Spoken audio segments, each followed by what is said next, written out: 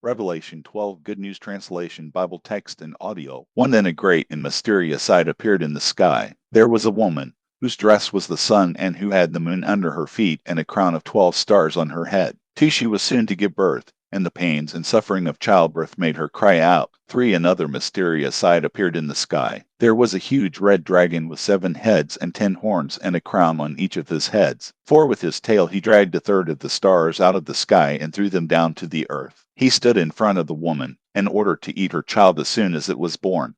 5 Then she gave birth to a son, who will rule over all nations with an iron rod. But the child was snatched away and taken to God and his throne. 6 The woman fled to the desert, to a place God had prepared for her, where she will be taken care of for 260 days. 7 Then war broke out in heaven. Michael and his angels fought against the dragon, who fought back with his angels. 8 But the dragon was defeated, and he and his angels were not allowed to stay in heaven any longer. 9 The huge dragon was thrown out, that ancient serpent, named the devil, or Satan, that deceived the whole world. He was thrown down to earth, and all his angels with him. 10 Then I heard a loud voice in heaven saying, Now God's salvation has come. Now God has shown his power as king. Now his Messiah has shown his authority. For the one who stood before our God and accused believers day and night has been thrown out of heaven. 11 They won the victory over him by the blood of the Lamb and by the truth which they proclaimed, and they were willing to give up their lives and die. 12 And so be glad, you heavens, and all you that lie there. But how terrible for the earth and the sea! For the devil has come down to you,